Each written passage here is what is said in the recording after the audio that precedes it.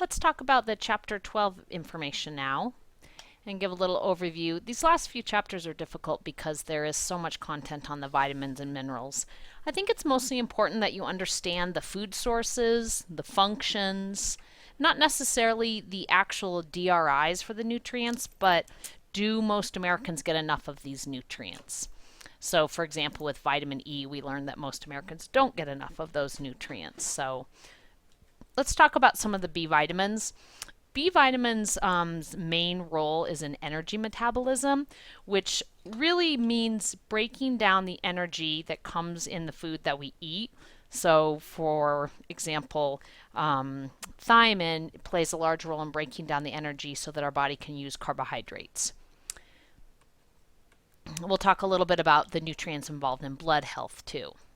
So, vitamins were discovered in the order, were named in the order in which they were discovered. So A was discovered first, then B, then C. But then they realized that really thiamine, really there were many more forms, which is why we have B1, B2. So that's why the B vitamins are a little bit different in that they're sub-numbered like that. So here's the names of those vitamins that are involved in energy metabolism, as well as a couple of minerals, iodine, chromium, and magnesium. The vitamins and minerals that are involved in blood health are vitamin K, folate, B12, iron, copper, and zinc. Right here, this is just good information for you to have, so you can kind of know that if somebody isn't getting adequate vitamin K, they may have a deficiency in their blood health. So B vitamins are coenzymes, so that means is they make they enable the enzymes to do their work to release the energy in the cell as a part of the ATP process. Most B vitamins from the diet are absorbed, so they're fairly well absorbed. And I think this just gives kind of a nice overview of the role. And when we look at the calorie components, carbohydrates, lipids, and fats. Vitamin B6, thiamine, pantothenic acid, niacin, and biotin are important in order to break down carbohydrates into the energy that we need. Lipids, niacin as well, all B vitamins except for B6, which is primarily involved in protein. So that gives you an idea. How do the intakes of vitamins in North America? Our typical diet is quite well and adequate in B vitamins. And this is because in the United States, we enrich our grains with B vitamins. And what that means is that we actually go in, the food manufacturers, and spray B vitamins onto the grains that we eat to ensure that we get adequate B vitamins. They are water-soluble vitamins, so excesses are excreted in the urine. You don't have to worry about overdoses. Some alcoholics may be deficient because B vitamins are also the vitamins that are required to break alcohol down. And I just talked about the grain enrichment. So when we take off the bran and the germ of a wheat kernel, we're left with the endosperm. And there's not very many nutrients in the endosperm of that wheat kernel. So the enriched flour that we eat is flour that has the bran and the germ, which are the healthiest parts of the flour kernel, the wheat kernel, taken off. And then we have to spray these 4 vitamins back on: thiamine, riboflavin, niacin, B1, B2, B3, and folic acid. In addition, we also spray the mineral iron on. Iodine is involved in regulating the thyroid gland, and you can see a picture of this in your book, and here's a picture too of goiter, and this is when the thyroid gland becomes enlarged. Where do we get iodine? Well, iodide is typically associated with the amount of iodide that is found in soil, but we also add it to salt. Okay, but keep in mind that sea salt and kosher salts are actually not good sources of iodide.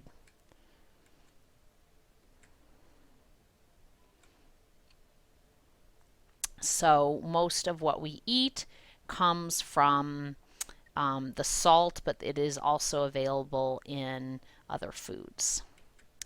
B vitamin, thiamine, helps release energy from carbohydrates. It was the first B vitamin discovered, and it's important in those ATP producing pathways in the cell. The deficiency of thiamine is beriberi. And most Americans get adequate thiamine. Where do we get it? Pork products, whole grains, enriched grains, green beans, milk, orange juice. B vitamins are pretty easy to find. Riboflavin help especially in fatty acid breakdown. We know that a deficiency can cause dermatitis and inflammation of the mouth and tongue. There's some pictures of that. Most Americans, again, get slightly more than the RDA for riboflavin. Cereals have it because we spray that vitamin on. Dairy foods, especially milk. Milk is probably the most important source of vitamin B2, riboflavin, in the American diet. There's some, and this multigrain Cheerios because it's sprayed on. Liver, not many people eat that. And then we get into our milk and our buttermilk. Again, we tend to not have problems with excess B vitamins because they are water soluble. You can get very bright yellow urine from riboflavin. The term riboflavin is derived from the Latin flavus, which means yellow. B3, which is niacin, functions as nicotinic acid or nicotinamide. It's a coenzyme in a lot of cellular pathways, fatty acids being one of them. And pellagra is the deficiency. It's a skin, rough and scaly skin.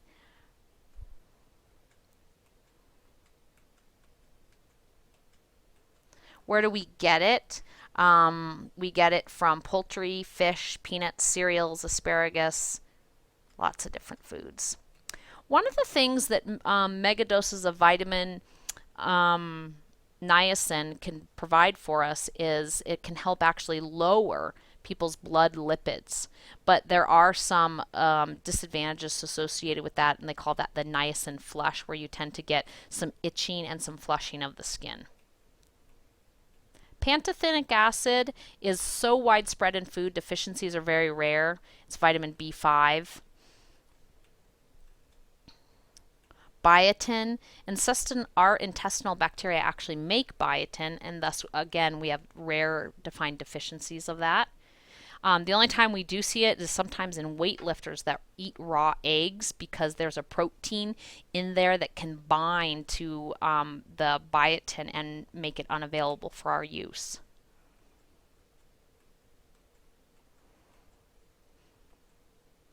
B6, a coenzyme in metabolic reactions involving amino acids and protein. This is a very important nutrient. Widespread symptoms. It also plays a role in nerve transmission. So sometimes we see problems with depression, nerve problems, premenstrual syndrome problems have been associated with this. Again, most Americans get as much of their B vitamins as needed. Excess, large amounts can lead to some nerve damage, but this is like huge amounts over a long period of time. Chromium is a mineral that aids in insulin and is required for glucose to be into the cells. We have seen people that have low levels of chromium, and that causes some impaired glucose control. And it's actually interesting. Mushrooms are probably one of the best sources. My husband likes that beer is a good source of chromium too. I'm going to skip through some of these minerals so that we can talk a little bit about the blood health. And this is a nice review. And I just want to kind of focus on, there's a lot of different components of blood. I don't expect for you to know all these different components, but I think it is kind of interesting, all the different components. But talk about some of the nutrients that are critical. And vitamin K is one, which can be produced by colon bacteria. And really the role of vitamin K is to activate prothrombin, which moves to thrombin, which causes blood clotting. And that's a really important component so that we don't bleed to death. Um, Most Americans do get okay vitamin K intake, but elderly adults tend to have low amounts, and mostly dark green leafy vegetables.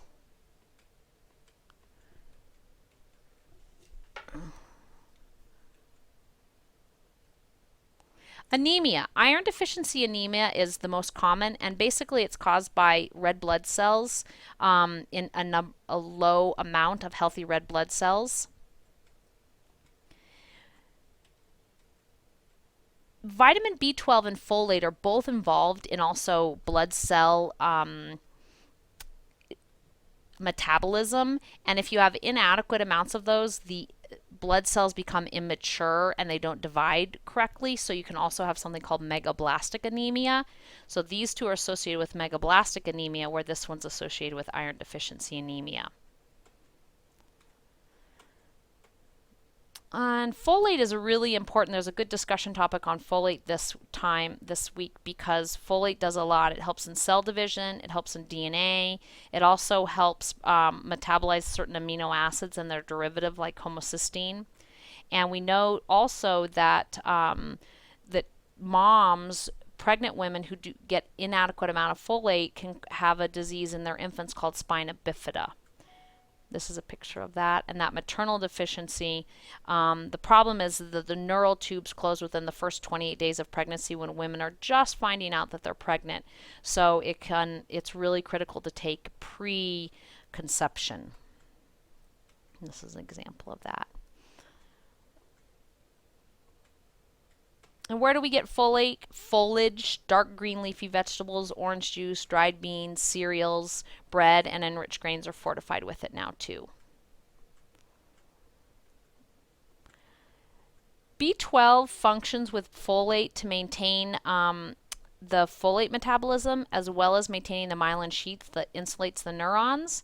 It's also required for something called the intrinsic factor, which is how our body we need the intrinsic factor in our gastrointestinal tract to absorb B12. So we do see some problems in B12 deficiency, and that tends to be from a lack of absorption rather than a lack of consumption. B12 is only found in animal products, but it is fortified in things like soy milk.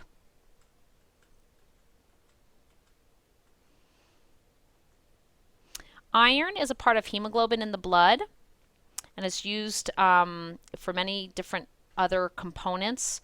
But when we get low iron, our hematocrit tends to lower, which doesn't allow our body to carry as much oxygen. And that's why people tend to typically be pale and tired when they have low iron levels. It is the most common micronutrient deficiency worldwide. It affects women and children mostly because their intake is less, and because women menstruate every month, they lose blood every month. And that's why women have a higher need for it than men, and children do because they're growing. There are two forms of iron, heme and non-heme forms. The heme forms are found in animal foods, and the non-heme forms are found in vegetable foods and supplements. It's important to remember that if someone is getting the non-heme form of iron, it is not absorbed very well, so you need to actually add some vitamin C to enhance that absorption. There's some food sources of iron. There is a problem with iron excess, irritation, but then also increase can cause some problems with heart disease.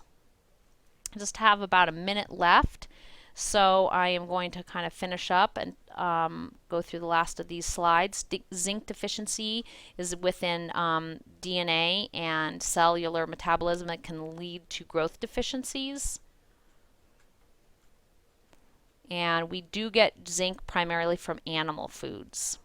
Make sure you spend some time this week going through the chapter on this, because there is a lot of information. I just wanted to give you a quick overview. Thank you.